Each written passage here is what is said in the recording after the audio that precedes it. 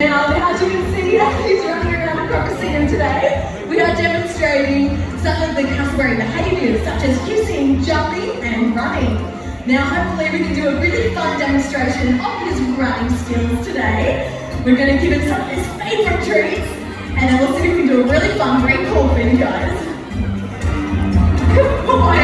Yeah, give it out, give it a round of applause.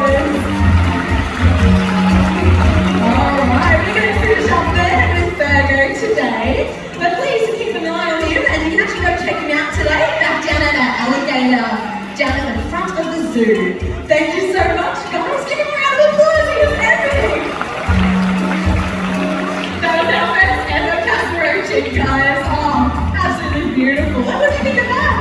That was absolutely adorable, Amelia. I'm so glad Virgo has finally joined us in our Wildlife Worry show. Absolutely. Now, as Virgo was out here, we did have a quick little chat. We believe we have a message shout out today. Right, we do. And I believe they might be sitting up under the big screen somewhere. We have Olwen celebrating her 81st birthday. Give her credit. And there she is. So happy birthday, Olwen. Oh, happy birthday, lovely. Now, we do wish a happy birthday to anyone else celebrating our zoo today. We hope you have an amazing day. But speaking about celebrations, I think this is the perfect time to pay tribute to the man himself, Steve Irwin. Now, let's give it up for Steve.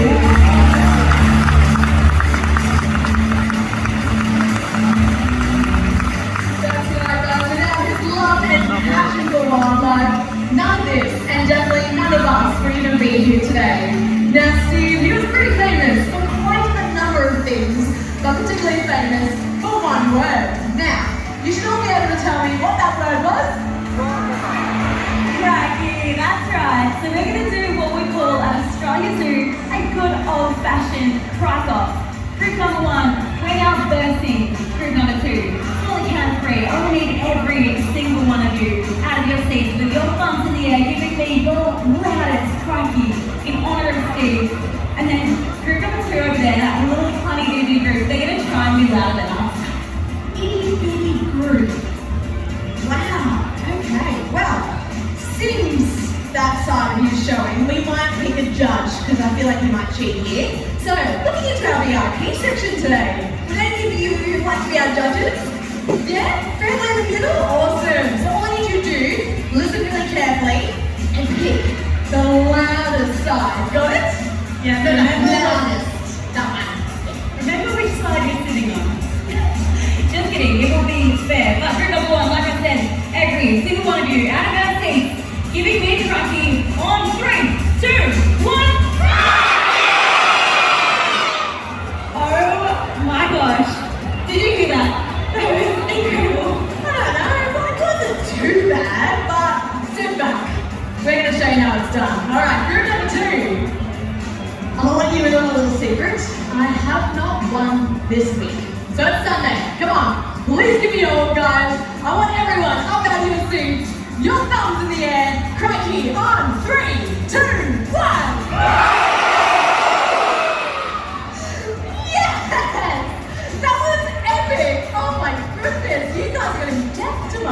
That was pretty cute. Now I see why you haven't won all week. But you know what? Let's take it to the judge.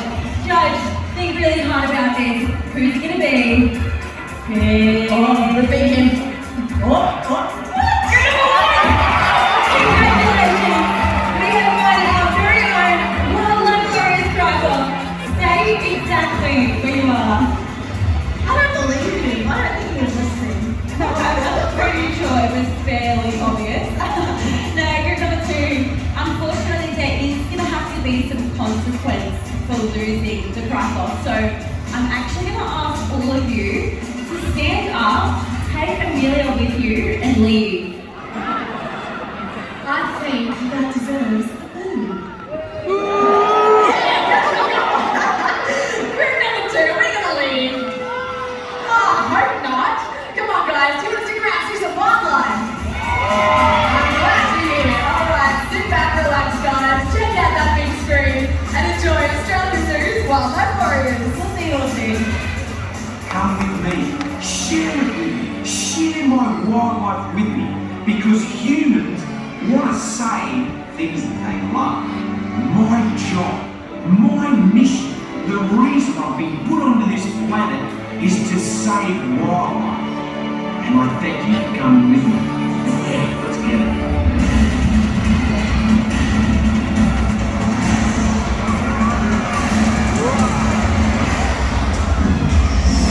G'day, welcome to Wildlife Warriors! Today is a celebration of both wildlife and conservation.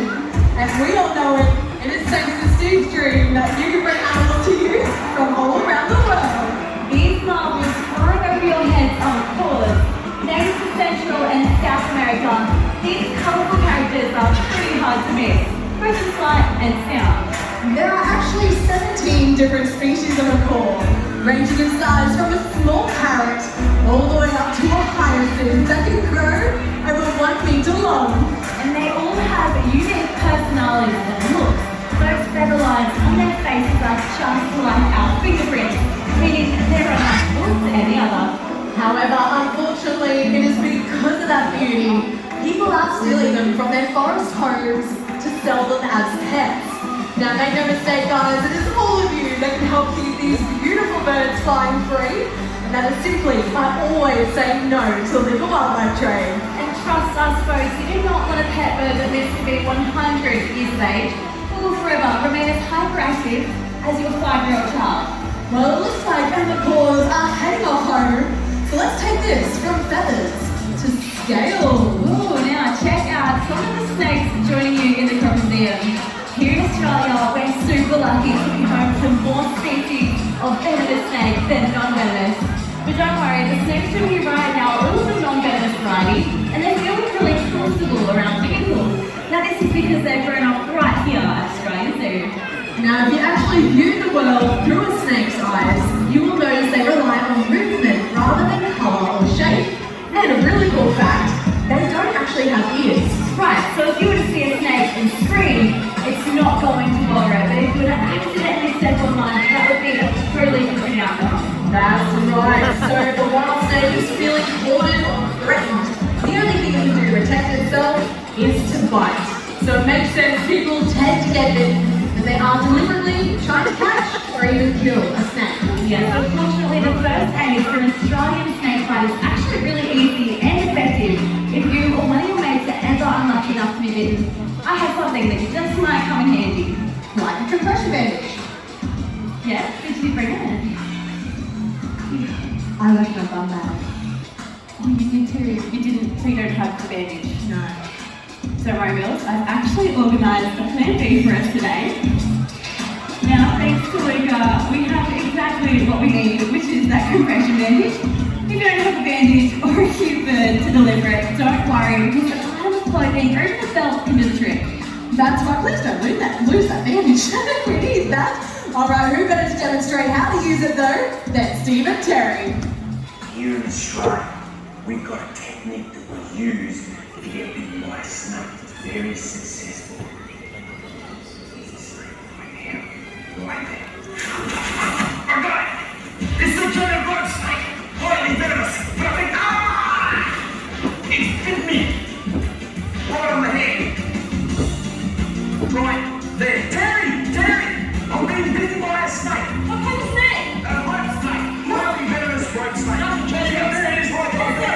Be calm. Be calm! Lay down. I got the road snake! The road snake's still in it! You must lay down. Okay, right here. You got me in. You see my friend marks up. Yes, I can see the fang marks. I have a pressure bandage. So There we go. No, you must lay down and be calm. Okay, I'm calm now. Are you calm? But I'm not calm. No, you won't die if you are calm. I'm putting the pressure bandage on. Okay. Does it kind of hurt because it's really going on tight? Yeah, it's a little bit tight. Okay, don't cry. I'll try hard. Okay, pressure bandage is going on all the way up the limb. Do you know why you put the pressure bandage on? No. Because the venom goes into the lymphatic system. The lymphatic system processes the venom through your whole body. So if you put the pressure bandage on, it keeps the venom in your arm, which won't kill you. But if it goes through your whole body, then you will be doomed. Oh, dude. Yes. What a road snake. Yes. But stay calm and I will save you. Okay. Okay. Are you being calm? I'm calm. Now I have to carry you to the car. Yeah, come on. Okay. Get up. Keep your arms still. Okay, still. What? Okay.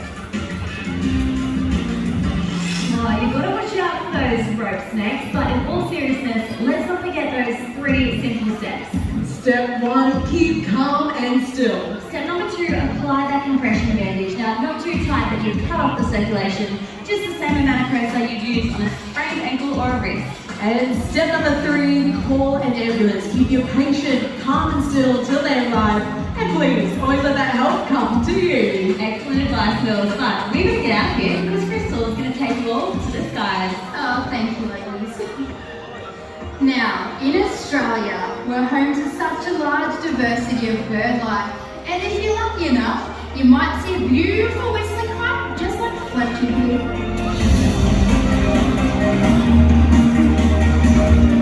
Now, Fletcher, he's a bird of prey. Now, that does mean he eats meat items. However, he isn't just any old bird of prey. He's known as a raptor. So, a raptor is actually a specialized hunter. Now, that means he's got really good vision, a hooked and curved beak, which he's going to use to rip apart his predators in bite-sized pieces. And third but not least, he's got nice strong talons, which he's going to use to catch and kill his predators. Now, our kites in Australia, they all have different hunting techniques. Now, a really cool thing that our whistling kites can do is what's known as eating on the wing. So that's when they're able to catch their piece of food in their talons. They're able to pass their foot to the mouth. Now that does conserve energy and it helps them hide that food from any other birds of prey. Now we're very lucky to have Fletcher here at the zoo as he was a rescue bird. Now unfortunately he's completely blind in one eye, but as you can see, it does not stop him from carving up the skies here in the Crocoseum. So thank you very much, Fletcher. Yeah, he deserves that one. But we're going to take this from aerial to aquatic. We're going to open up a whole new world of hunting. Now with some species of bird, well, they can swim as deep and sometimes as fast as the fish. Now that's exactly how our cormorants, just like these two, will catch their aquatic meals.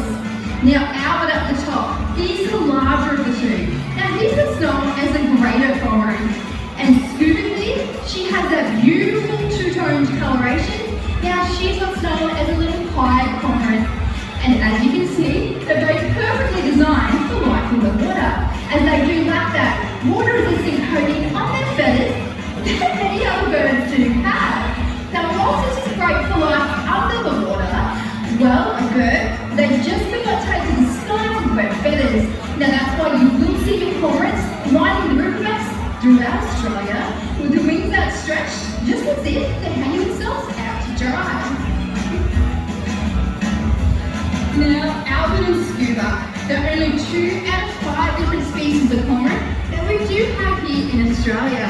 So if you keep your eyes peeled, you might see some of their friends.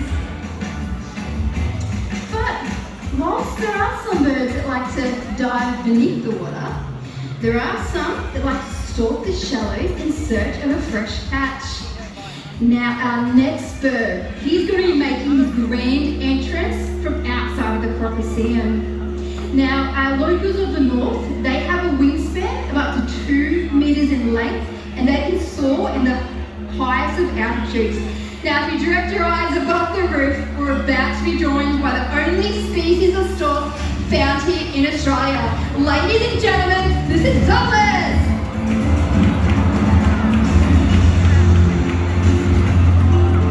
He's an amazing flight. Now he flies all the way from his enclosure right into the Crocoseum. Pretty spectacular to see. Now he's a jabiru, but commonly known as a black-necked stork. And check him out as he makes his way through the water. He's going to use those long, beautiful legs and stealth-like precision to hunt for his prey.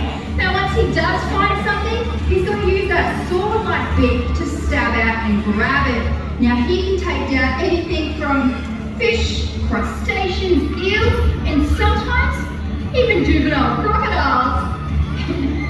Now these guys are what's known as sexually dimorphic. Now that does mean you can tell the males and the females apart just by looking at their eye colour. Now Douglas, he has beautiful black eyes, whereas the females, they have glowing yellow eyes. Now if you did want to see that for yourself today, head on down to our wetlands and check out our resident pair JJ and Julianne. But on a more serious note, some of the birds you've seen today, they do rely heavily on our waterways for their survival. Now that's why it's so important that we do our part to keep our waterways clear of pollution, ensuring future generations to come. Now you're one very lucky audience, as we're about to introduce the most interactive birds that we have right into the Crocodile. I know they're very excited. I would love to introduce Scott. Take it away. Thank you so much, Crystal. Good afternoon, everyone. Now, this here is Lily. Now, Lily is amazing. She's a red-tailed black too. Not only have we trained her to fly from point to point, but we've also trained this beautiful girl to fly from person to person. I actually want to demonstrate that ability out here in the Coliseum today. But to do so, I'm going to need the help of an adult volunteer in the audience. So, who here wants to meet Lily face to face? People don't seem very excited. Who wants to meet Lily? Alright, well, I saw you right there in the face shirt, sunglasses. You were really excited. Stand up for me. Now, to help me out today, I'll need you to reach inside your bag and pull me out a $5 note. That's right. Does anyone have anything they can help with this lovely young person out with? Can someone help them out? Any kind of dollars? Alright, well, there, now, you person up there, I see you waving out around somebody. You're going to help me out today. I'll need you to come down a little bit closer. Can you come down for about that next attendant? This is a little high up for you, bird. Now, why would you mind me explain this while they're coming down? Because Lily here does not know this person. So I've had the trainer decline to recognize a common everyday object, which just so happens to be some cash. Now I will need the adults to be doing this, I apologize, and just come right down to here, right at the front of the bit, at the bottom of the stairs. Alright, perfect. Now, that note, can you fold it in half for me? Fold it in half one more time so it's like a little rectangle. Alright. Loosely between two fingers, straight up to the side. Up to the side, there we go. Lily, you should see that note. I know exactly what to do. Hopefully, there we go. Oh, or she'll just come right on back. Alright, we'll try that one more time. This time, can I have you just kind of hold it so the bill is pointing up. There you go. We'll try it one more time. See if Lily can see that. And no. Oh, she's really going for it.